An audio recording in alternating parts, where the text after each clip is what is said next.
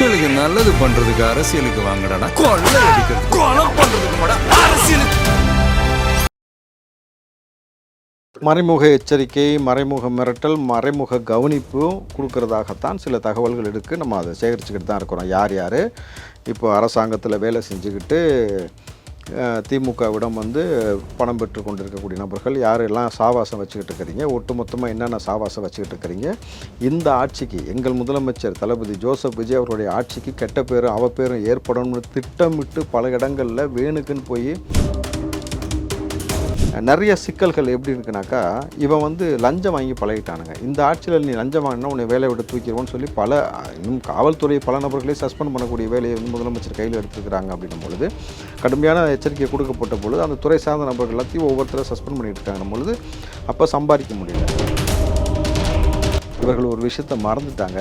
Nook and corner முதலமைச்சர் எல்லாத்தையும் கவனித்து கொண்டிருக்கிறார். எல்லா அதிகாரிகளும் வைத்து அங்கே எல்லா வேலையும் நடந்து கொண்டிருக்கிறது. இன்றைக்கு பெருவாரியாக மக்கள் தளபதி விஜய் அவர்களுக்கு ஓட்டு போட்டு முதலமைச்சர் ஆக்கியிருக்காங்க. நம்ம பேரன்பு கொண்டு ஒரு நல்லாட்சி கொடுப்பான நம்பிக்கையில் இருக்கிறது பொழுது இன்றைக்கு ஒவ்வொருத்தங்க கையிலையும் மொபைல் ஃபோன் இருக்குது. நீங்கள் எந்த தவறு செஞ்சாலும் எடுத்து கொண்டு போய் போடக்கூடிய வேலை செஞ்சுக்கிட்டு இருக்காங்க பொழுது தவறு செய்யக்கூடிய அதிகாரிகள் தயவு செஞ்சு திமுக மறுபடியும் ஆட்சிக்கு வந்துருன்ற ஒரு நினைப்போடு நீ இருந்தேன்னா தயவு செஞ்சு அதை குழி தோண்டி புதைச்சிட்டு வேலையை காப்பாற்றிக்கிங்க. எல்லா இடத்துலையும் நாங்களும் ஆள் வச்சு எல்லா இடத்துலையும் கண்காணிச்சு தான் இருக்கிறோம். எல்லா டேட்டாவும் ரெடி ஆகிட்டு இருக்கு. நீங்கள் சைலண்ட்டாக நீங்கள் செய்கிறது தெரியலன்னு நினச்சிட்டு இருக்காதீங்க. ஒரு மாதத்துக்குள்ளே என்டையர் எல்லா டேட்டாவும் எடுத்து யாரெல்லாம் சஸ்பென்ஷன் லிஸ்ட்டில் போகிறீங்கிறது மட்டும் பாருங்கள் தம்பி. கிட்டத்தட்ட இப்போ அதிமுக ஒன்றுமே எல்லாம் போயிட்டுருக்கல தம்பி. அதேமாதிரி திமுகவும் பார்த்தீங்கன்னாக்கா நீங்கள் மட்டும் கரையக்கூடிய வேலை நீங்கள் பார்ப்பீங்க. அடுத்த மாதத்துலேருந்து திமுகவும் கரையக்கூடிய வேலை இருக்குது. ஏன்னா பல நபர்கள் திமுகவிலேருந்தும் தாவேகாவுடைய செயல்பாடுகள் முதலமைச்சருடைய இந்த செயல்பாடுகள் பார்த்துட்டு இன்னும் அடுத்து ஃப்யூச்சர் என்னன்றதை அவங்க கணிக்கும் பொழுது கேவலமாக நீங்கள் இன்றைக்கு முதலமைச்சராக இருக்கக்கூடிய நபரை எந்த மாதிரியான ஃபோட்டோலாம் போட்டிருக்காரு உங்களுக்கு தெரியும்ல. அவரை பனியனோட ட்ரௌசரோட ஜட்டியோட இருக்கிற மாதிரியெல்லாம் புகைப்படம் போட்டு முழுக்க ஆபாசமானது. இன்னும் சொல்ல போனாக்கா இஸ்லாமிய பெண்களை சீரழித்த விஜய் அவர் வச்ச தம்பு. விஜய் அவர்களுக்கு நான் கூட்டி கொடுத்தேன் அப்படின்னு என் பேரை போட்டு நீ தம்பு வைக்கிற, காட்டி கொடுத்தாரு முஸ்தபா அவர்களை போட்டு வைக்கிற, இஸ்லாமிய பெண்களை சீரழித்தார். எப்படி வச்சான் பார்த்தீங்களா தம்பு. சாதிய ரீதியாக இந்த விஷயத்தை மக்கள் மத்தியில் ஒரு பிளவை ஏற்படுத்தணும். இஸ்லாமிய பெண்கள் எல்லாத்தையும் விஜய் அவர்கள் தேடி இந்த மாதிரி பண்ண மாதிரியான தம்பை வச்சு ஒரு இதை போடுறேனாக்கா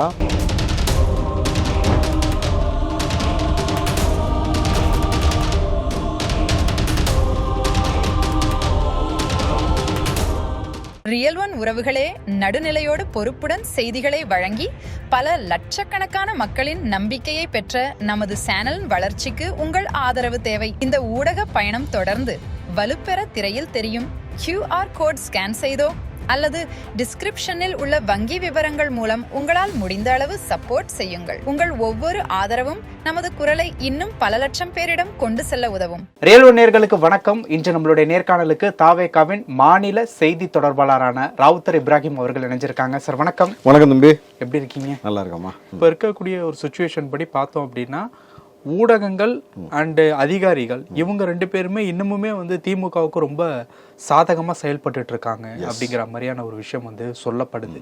அதற்குண்டான காரணம் என்னன்னா, முன்னாள் முதலமைச்சர் ஸ்டாலின் அவர்கள்லேருந்து திமுகவினுடைய அமைச்சர்கள், முன்னாள் அமைச்சர்கள் அண்ட் எம்எல்ஏக்கள் இவங்க எல்லாருமே சொல்லப்பட்டு இருக்கக்கூடிய விஷயம், இந்த ஆட்சி அடுத்த 5 ஆண்டுகளுக்கு நீடிக்காது அப்படிங்கிறத ரெகுலராக எல்லா மேடைகள்லையுமே சொல்றதுக்கு உண்டான காரணம் என்ன அப்படின்னா, அதிகாரிகளுக்கு மறைமுக எச்சரிக்கை கொடுக்குறாங்க.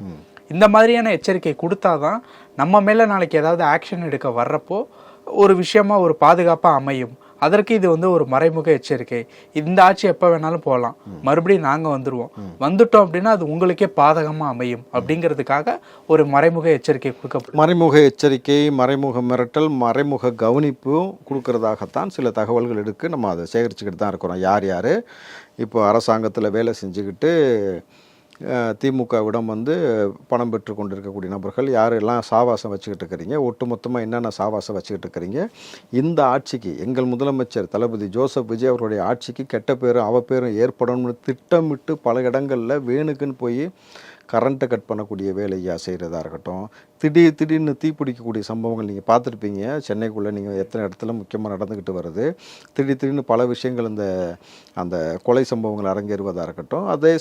அதை தாண்டி வந்து அரசாங்க ஊழியர்களே சில நபர்கள் வந்து இன்னமும் அந்த திமுகவுடைய அவர்களுடைய ஆட்களாகவே வந்து, அதாவது ஒரு தலைமை அதிகாரி இருக்கிறாருனாக்கா அதற்கு கீழே இருக்கக்கூடிய நபர்கள்லாம் பார்த்தீங்கன்னாக்கா திமுகவுடைய விசுவாசிகளாகவே அனுதாபிகளாகவே இருக்கக்கூடிய நபர்களாக இருக்கிறாங்க. ஏன்னா அவன் கொடுத்து பழகிட்டான், அவன் வாங்கி பழகிட்டான்ற மாதிரி அந்த மாதிரி ஒரு அண்டர்ஸ்டாண்டிங்லேயே போயிட்டாங்க. இந்த ஆட்சியில் வேலை செய்ய சொல்கிறாங்கல்ல தம்பி. முதலமைச்சர் காலைல 9 மணிக்கு வந்துடுறார் தலைமைச் செயலகத்தில். இப்போ இனிமேட்டு பார்த்தீங்கன்னா பஞ்சிங் மிஷின் வச்சாகணும் அப்படின்னும் பொழுது வேலை செய்ய சொல்கிறாங்க. கஷ்டமாக இருக்குதுன்னு சொல்லிட்டு வந்து இனி எல்லா அரசு அதிகாரிகளும் எல்லா தமிழ்நாடு முழுக்க இருக்கக்கூடிய எல்லா அரசு ஊழியர்கள் பணிப்பு செய்கிற இடத்துலையும் அதை கொண்டு வந்து இம்ப்ளிமெண்ட் பண்ண போகிறாங்கன்னும் பொழுது அது சில கையூட்டு வாங்கிய நபர்களுக்கு வலிக்குது. அப்போ அவன் என்ன பண்ணுறான், திமுக கூட சாவாசம் வச்சுக்கிறான். அதை தாண்டி பார்த்தீங்கன்னாக்கா நிறைய சிக்கல்கள் எப்படி இருக்குனாக்கா, இவன் வந்து லஞ்சம் வாங்கி பழகிட்டானுங்க. இந்த ஆட்சியில் நீ லஞ்சம் வாங்கினா உன்னை வேலையை விட்டு தூக்கிடுவோன்னு சொல்லி இன்னும் காவல்துறை பல நபர்களே சஸ்பெண்ட் பண்ணக்கூடிய வேலையை வந்து முதலமைச்சர் கையில் எடுத்துருக்கிறாங்க. அப்படின்னும் பொழுது கடுமையான எச்சரிக்கை கொடுக்கப்பட்ட பொழுது அந்த துறை சார்ந்த நபர்கள் எல்லாத்தையும் ஒவ்வொருத்தரை சஸ்பெண்ட் பண்ணிட்டு இருக்காங்க பொழுது அப்போ சம்பாதிக்க முடியல. நீங்கள் பார்த்தீங்கன்னாக்கா கல்குவாரிகள்லாம் பார்த்தீங்கன்னாக்கா அது மூலமாக வந்து பல ஆயிரம் கோடியை வந்து இவங்க சம்பாரித்து கொண்டு போய் அரசாங்க கஜானாக்கு போகாமல் ப்ரைவேட்டாக எவ்வளோ பேர் திருந்தாங்க.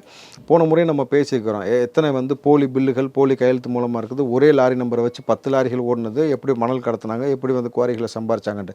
ஸோ இந்த மாதிரி எல்லா கனிம வளங்கள், இயற்கை வளங்களாக இருக்கட்டும், அரசு ஊழியர்களாக இருக்கட்டும், லஞ்சம் வாங்குறதா இருக்கட்டும், இந்த மாதிரி திருட்டுத்தனம் பண்ணியே பழகிட்டாங்க. ஸோ அந்த நபர்களுக்கு ஒரு சரியான ஆட்சி, சரியான முதலமைச்சர் வந்து எல்லா பணத்தையும் அரசாங்க கஜானாவுக்கு கொண்டு வந்து இங்கே மக்களுக்கு எது தேவை இருக்கிறது, நம்ம கொடுத்த வாக்குறுதி எவ்வளோ இருக்கிறது எல்லாம் நிறைவேற்றக்கூடிய வேலையை பார்க்கக்கூடிய அந்த முன்னெடுப்பு எடுக்கும் பொழுது அவன் ஆட்டோமேட்டிக்காக என்ன பண்ணுறான், திருடன் கூட போய் சேர்றான். திருடன் கூட சேர்ந்துக்கிட்டு கூட்டு வச்சுக்கிட்டு இந்த ஆட்சிக்கு கெட்ட பேர் வருவதற்கான வேலைகளை செய்து கொண்டிருக்கிறார்கள். ஆனால் இவர்கள் ஒரு விஷயத்தை மறந்துட்டாங்க. நூக்கன் கார்னர் முதலமைச்சர் எல்லாத்தையும் கவனித்து கொண்டிருக்கிறார். எல்லா அதிகாரிகளும் வைத்து அங்கே எல்லா வேலையும் நடந்து கொண்டிருக்கிறது. இன்றைக்கு பெருவாரியாக மக்கள் வந்து தளபதி விஜய் அவர்களுக்கு ஓட்டு போட்டு முதலமைச்சர் ஆக்கியிருக்காங்க. நம்ம வந்து பேரன்பு கொண்டு ஒரு நல்லாட்சி கொடுப்பான நம்பிக்கையில் இருக்கிறது பொழுது இன்றைக்கு ஒவ்வொருத்தங்க கையிலையும் மொபைல் ஃபோன் இருக்குது. நீங்கள் எந்த தவறு செஞ்சாலும் எடுத்து கொண்டு போய் போடக்கூடிய வேலை செஞ்சுக்கிட்டு இருக்காங்க பொழுது தவறு செய்யக்கூடிய அதிகாரிகள் தயவு செஞ்சு திமுக மறுபடியும் ஆட்சிக்கு வந்துருன்ற ஒரு நினைப்போடு நீ இருந்தேன்னா தயவு செஞ்சு அதை குழி தோண்டி புதைச்சிட்டு வேலையை காப்பாற்றிக்கிங்க. அதுதான் உங்களுக்கு நல்லது. 20 இல்லை 27 இல்லை 30 வருஷம் வரைக்கும் நீ திமுக வந்து ஆட்சிக்கு வருவதற்கான எந்த வாய்ப்பும் கிடையாது. இந்த இன்ப நிதியும் முதலமைச்சர் ஆகிட்டு தான் சாவோன்னு சொன்னான் பார்த்தியா, அந்த ஆளுக்கு அந்த ஆப்ஷனே கிடைக்காது. புரியுதுங்களா? அதனால் வந்து இனிமேட்டு திமுக என்பது வந்து அவங்க ஆட்சி கட்டில் உட்கார்ந்தது பகல் கனவாக தான் இருக்கும். அவன் எதிர்க்கட்சி கூட வர முடியுமா இல்லையான்றது இதற்கு மேலே போகத்தான் தெரியும் பொழுது கிட்டத்தட்ட இப்போ அதிமுக ஒன்றுமே எல்லாம் போயிட்டுருக்கல தம்பி. அதேமாதிரி திமுகவும் பார்த்தீங்கன்னாக்கா இனிமேட்டு கரையக்கூடிய வேலை நீங்கள் பார்ப்பீங்க. அடுத்த மாதத்துலேருந்து திமுகவும் கரையக்கூடிய வேலை இருக்குது. ஏன்னா பல நபர்கள் திமுகவிலேருந்து தாவேகாவுடைய செயல்பாடுகள், முதலமைச்சருடைய இந்த செயல்பாடுகள் பார்த்துட்டு இன்னும் அடுத்து வந்து ஃப்யூச்சர் என்னன்றதை அவங்க கணிக்கும் பொழுது தளபதி விஜய் அவர்கள் தான் அடுத்த வந்து 30 வருஷத்துக்கு அவர் தான் வந்து ஸ்ட்ராங்கஸ்ட்டு ஒரு சிஎம் இருப்பார்னு தெரிஞ்சதுக்கு வரைக்கும் திமுகலேருந்து பல நபர்கள் உள்ளே இங்கே வருவதற்கான முனைப்பு காட்டிக்கிட்டு இருக்கிறாங்க, பேச்சுவார்த்தை நடத்திக்கிட்டு இருக்காங்க பொழுது திமுகவும் காலியாகிறதுக்கான வேலை இருக்குது. அப்படின்னும் பொழுது அதிகாரிகள் இதை புரிஞ்சுக்கணும்.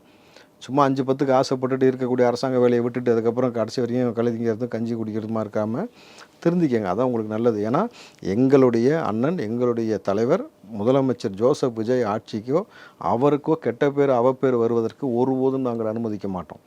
எல்லா இடத்துலையும் நாங்களும் ஆள் வச்சு எல்லா இடத்துலையும் கண்காணிச்சு தான் இருக்கிறோம். எல்லா டேட்டாவும் ரெடி ஆகிட்டு இருக்கு. நீங்கள் சைலண்ட்டாக நீங்கள் செய்கிறது தெரியலன்னு நினச்சிட்டு இருக்காதீங்க.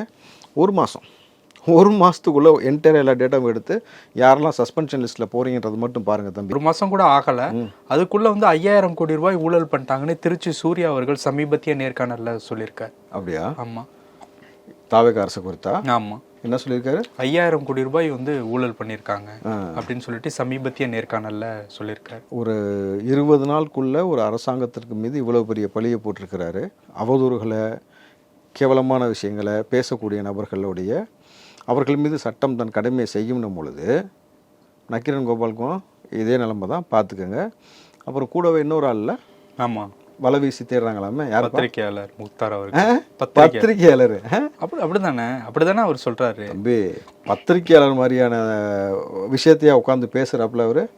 பத்திரிகையாளர் மாதிரி அவருடைய சேனலில் அவர் வைக்கக்கூடிய தம்பு இந்த மாதிரி இருக்குது. நீங்கள் பார்த்துருக்கீங்கல்ல, உச்சபட்ச ஆபாசமாக, கேவலமாக. நீங்கள் இன்றைக்கு முதலமைச்சராக இருக்கக்கூடிய நபரை வந்து எந்த மாதிரியான ஃபோட்டோலாம் போட்டிருக்காரு உங்களுக்கு தெரியும்ல. அவரை வந்து பனியனோட ட்ரௌசரோட ஜட்டியோட இருக்கிற மாதிரியெல்லாம் புகைப்படம் போட்டு முழுக்க முழுக்க வந்து ஆபாசமானது. இன்னும் சொல்ல போனாக்கா இஸ்லாமிய பெண்களை சீரழித்த விஜய் அவர் வச்ச தம்பு. புரியுதுங்களா? அவர் வச்ச தம்பு நல்லா வச்சு பாருங்கள். இஸ்லாமிய பெண்களை சீரழித்த விஜய், காட்டி கொடுத்த ராவுத்தர், கூட்டி கொடுத்த முஸ்தபா. இது ஒரு தம்பு. எங்கள் தளபதியை எங்கள் அண்ணனை நாங்கள் எவ்வளோ பேரன்பு கொண்டு நேசித்து அவரை கொண்டு வந்து முதலமைச்சரை உட்கார வைக்கிறதுக்காக நாங்கள் எவ்வளோ கஷ்டப்பட்டு பாடுபட்டு உழைச்சி இன்றைக்கி கொண்டு வந்து மக்களுடைய பெரிய ஒரு பேராதரவோடு அவர் முதலமைச்சரை உட்கார வச்சுருக்கிறோம். அவருக்கு விஜய் அவர்களுக்கு நான் கூட்டி கொடுத்தேன் அப்படின்னு என் பேரை போட்டு நீ தம்பு வைக்கிற, காட்டி கொடுத்தாரு முஸ்தபா அவர்களை போட்டு வைக்கிற, இஸ்லாமிய பெண்களை சீரழித்தார். எப்படி வச்சான் பார்த்தீங்களா தம்பு? சாதிய ரீதியாக இந்த விஷயத்தை வந்து மக்கள் மத்தியில் ஒரு பிளவை ஏற்படுத்தணும். இஸ்லாமிய பெண்கள் எல்லாத்தையும் விஜய் அவர்கள் தேடி இந்த மாதிரி பண்ண மாதிரியான தம்பை வச்சு ஒரு இதை போடுறேனாக்கா வன்மத்தின் உச்சம் இல்லையா? இது வரைக்கும் எவனாவது இப்படி வச்சுருக்கான தம்பி? எத்தனை முதலமைச்சர் நம்ம பார்த்துட்டு வந்துட்டோம், எத்தனை முதலமைச்சர்களை நம்ம கடந்து வந்திருக்கோம். அவங்களோட பர்சனல் லைஃப்பை பற்றி நான் பேச விரும்பலை. ஆனால் இப்படி அநாகரிகமாக யாராவது ஒருத்தன் வச்சுருக்கிறானா? அப்போது இவ்வளவு கீழ்த்தரமாக வச்சு நீ பத்திரிக்கைக்காரனடா? நான் இதெல்லாம் ரொம்ப நாகரிகம். நீங்கள் ஒரு முதலமைச்சரை இவ்வளவு பொதுவெளியில் நீ கேவலப்படுத்திய பொழுதும் எங்கள் தலைவரோட கட்டளைக்கு கட்டுப்பட்டு கட்சிக்காரன் ஒவ்வொருத்தரும் ரொம்ப நாகரிகத்தை கடைப்பிடிச்சி ரொம்ப டீசெண்டாக இந்த நொடி வரைக்கும் இருந்துக்கிட்டு இருக்கிறோம். புரியுதுங்களா? ஆனால் சட்டம் தன் கடமையை செய்யும். ஆனால் நீ நல்லா யோசிச்சு பாருங்கள், முக்தார் கூடிய சீக்கிரம் அரெஸ்ட் ஆவார். அதில் எந்த மாற்று கருத்தும் கிடையாது. நீ செஞ்ச தப்புக்கு தண்டனை அனுபவிச்சு தான் அவ. ஒரு முதலமைச்சர் மட்டும் இல்லாமல் எல்லா கட்சிக்கார நபர்களையும் எந்த தலைவர் எடுத்தாலும் உச்சபட்சமாக கேவலப்படுத்துவது மட்டும்தான். இந்த ஆள் பத்திரிகையாளருடைய லிஸ்ட்டே வரமாட்டான். அவங்களுக்கு தெரியும்ல. ஏன்னா யாருமே வந்து முக்தாருக்கு வந்து சப்போர்ட் பண்ணுறதுக்கு தயாராக இல்லை. நான் பேசின வரைக்கும் நீங்கள் வந்து ஜேர்னலிஸ்ட் யூனியனில் நீங்கள் கேட்டு பாருங்களேன். ஏன்னா பத்திரிக்கையாளர் நெறிமுறையை கடந்துட்டு ஆபாசமாக கொச்சையாக கேவலப்படுத்துறது, தூண்டுறது, அவங்கள வந்து எவ்வளோ அசிங்கப்படுத்துறதோ படுத்தக்கூடிய இந்த நபர் நிச்சயமாக இவருக்கும் களி கன்ஃபார்ம் தம்பி. பல விஷயங்கள் பேசியிருக்கோம். நேரத்துக்கு நன்றி சார். நன்றி தம்பி. உங்கள் பிசினஸ் இன்னும் அதிக மக்களை சென்றடைய வேண்டுமா? இன்றைய டிஜிட்டல் உலகில் சரியான ப்ரமோஷன் தான் வெற்றியின் முதல் படி. தமிழகம் முழுவதும் பல லட்சக்கணக்கான பார்வையாளர்களை தினமும் சென்றடையும் ரியல் ஒன் யூடியூப் சேனல்களில் உங்கள் பிசினஸ் இனி எல்லோரும் அறியட்டும். குறைந்த செலவில் அதிக ரீச். உங்கள் பிராண்டுக்கு நம்பிக்கையும் வளர்ச்சியும் சேர்க்க இன்றே எங்களை தொடர்பு கொள்ளுங்கள். 9280087164